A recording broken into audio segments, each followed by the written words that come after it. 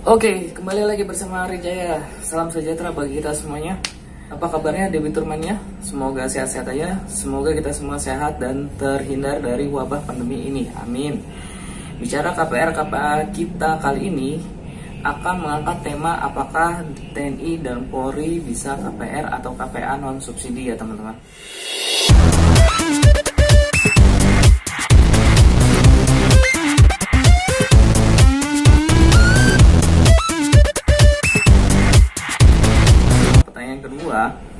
Jika bisa, bank apa saja yang bisa approval? Jadi ada beberapa bank yang bisa atau tidak. Itu banknya apa aja? Terus kemudian yang ketiga, syaratnya apa aja? Terus yang keempat, bunga KPR atau KPA-nya sama atau berbeda pada umumnya. Terus kemudian yang kelima, bagaimana pihak bank menagih utang pada TNI Polri bila menunggak? Biasanya resiko si pihak bank itu sendiri, mereka tidak mau debiturnya itu si pihak TNI Polri itu biasanya mereka kesulitan untuk menagih utangnya. Oke, terus kemudian developer mana aja yang bisa bantu KPR KPA dari TNI Polri ya teman-teman. Oke, langsung aja Ari jawab di sini di channel ini. Dari pertanyaan debitur mania pertama, apakah TNI Polri bisa KPR atau KPA non subsidi? Jawabannya itu bisa ya teman-teman. Kenapa bisa? Karena TNI dan Polri itu bisa dapetin fasilitas pinjaman KPR KPA di perbankan dengan kredit non subsidi. Bukan hanya kalau subsidi memang banyak ya gitu, bank-bank BUMN bisa gitu. Tapi kalau kita bicara mengenai non subsidi itu ada yang bank, ada yang bisa, ada yang enggak gitu.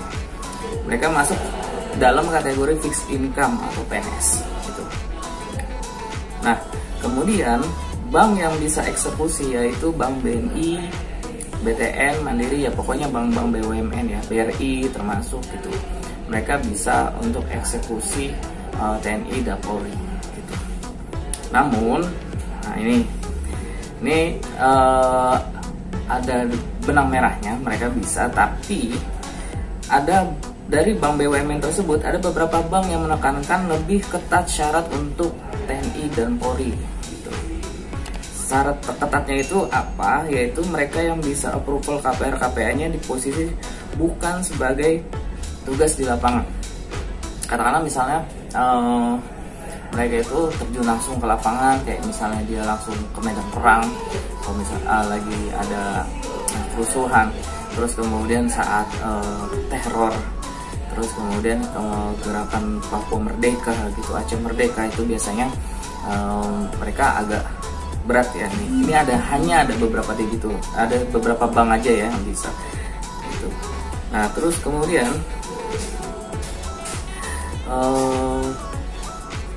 disarankan itu memiliki jabatan di belakang meja. Jadi atau mereka punya jabatan udah petinggi ya, pejabat tinggi gitu ya, atau misalnya di belakang meja, atau misalnya katakanlah mereka perawat atau mereka dokter, itu mereka bisa gitu. Di belakang meja ya, mereka hanya mengurus administrasi aja, SIM, SNK gitu, mereka urus itu aja, itu boleh, bisa gitu, orang di Samsung gitu.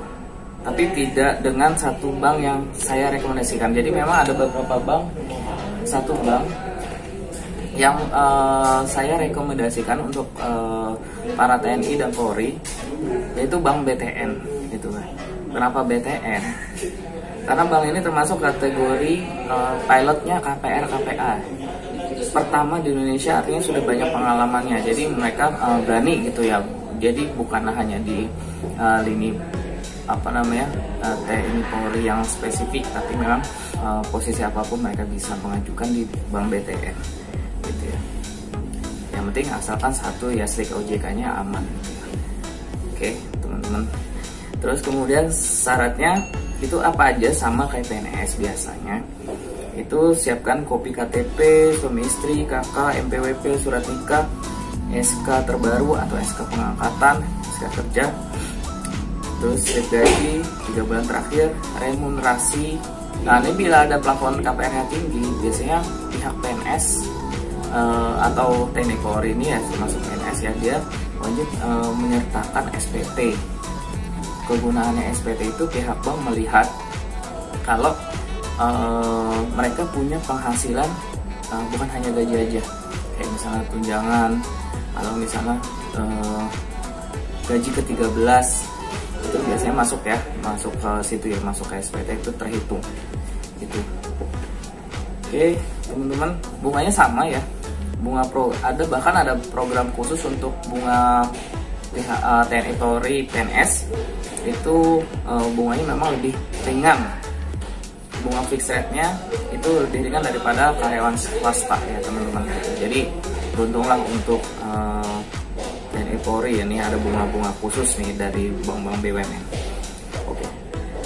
Next, kemudian bila menunggak itu sebenarnya mereka punya regulasi yang di dalam perjanjian kredit itu, pihak bank itu memang punya regulasi yang ketat juga ya teman-teman.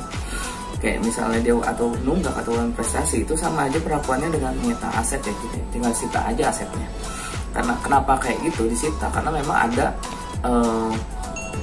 ada yang namanya, mereka dipasang yang namanya di dalam sertifikat itu hak tanggungan.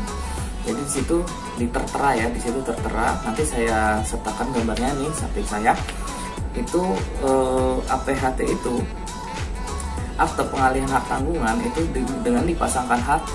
Jadi si pihak bank itu sendiri bisa mengeksekusi tanpa menghadirkan si pihak debitur yang cicil. Kalau misalnya dia janji atau batuk-batuk ya, gitu. Jadi ngaruh mau TNI mau Polri, mereka juga perlakuannya sama. Mereka harus menandatangani APHT, SKMHT, gitu. Oke.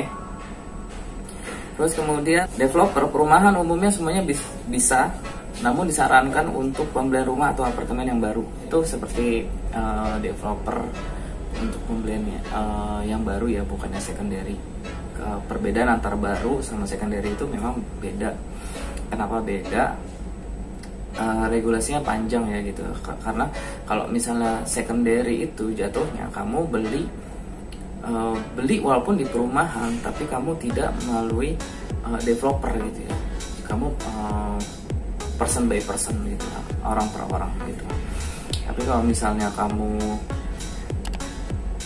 beli di developer, berarti udah kelihatan, berarti sertifikatnya itu untuk sementara di awal dia pasti SHGB pakai nama PT, dapat dipermudah untuk dibantu sama developernya untuk dibantu approvalnya lebih mudah.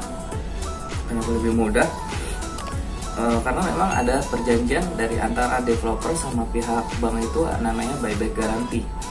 Jadi kalau teman-teman ambil teman-teman khususnya TNI Polri ya, kalau misalnya mau ambil ya karena memang ada buyback guarantee. Jadi buyback guarantee itu di dalam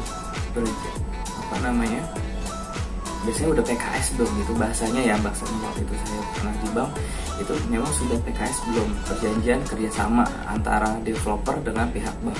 Nah di dalam